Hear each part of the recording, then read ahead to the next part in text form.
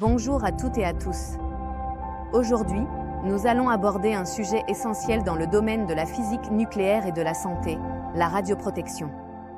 Qu'est-ce que c'est? Pourquoi est-ce si important? Et surtout, comment se protéger efficacement contre les rayonnements ionisants? Suivez-moi. La radioprotection désigne l'ensemble des mesures prises pour protéger l'être humain et l'environnement contre les effets potentiellement dangereux des rayonnements ionisants. Le but est de réduire au maximum les risques pour la santé. Il existe deux grands types de sources de rayonnement, sources naturelles. Le rayonnement cosmique, qui vient du Soleil et des étoiles. Le rayonnement tellurique, présent dans la croûte terrestre. Le radon, un gaz radioactif naturel.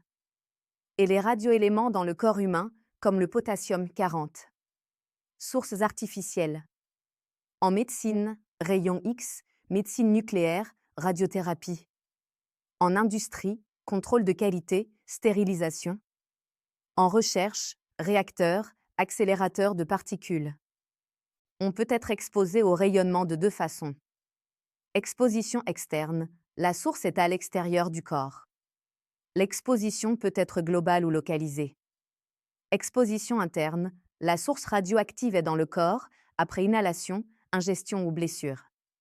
Ce type d'exposition est plus difficile à traiter. Pour garantir une bonne protection, on applique trois principes fondamentaux. Justification, toute exposition doit être nécessaire et bénéfique. Optimisation, on doit réduire les doses au minimum raisonnable, c'est le principe ALARA. Limitation, il existe des limites réglementaires de doses à ne pas dépasser, sauf dans un cadre médical contrôlé. Ces règles permettent de protéger les travailleurs, les patients et la population. Pour limiter l'exposition, on utilise trois moyens principaux. Réduire le temps d'exposition, moins on reste exposé, moins on absorbe de rayonnement. Augmenter la distance, l'intensité diminue avec la distance. Utiliser des écrans de protection, adaptés selon le type de rayonnement. Alpha, un papier suffit. Bêta, du plastique ou du plexiglas. Gamma et rayon X, il faut du plomb ou du béton. Neutron, on utilise de l'eau, de la paraffine ou des matériaux absorbants comme le bore.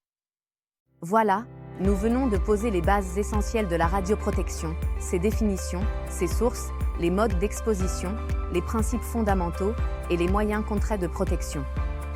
Je vous remercie pour votre attention et votre sérieux. Nous continuerons lors de la prochaine séance.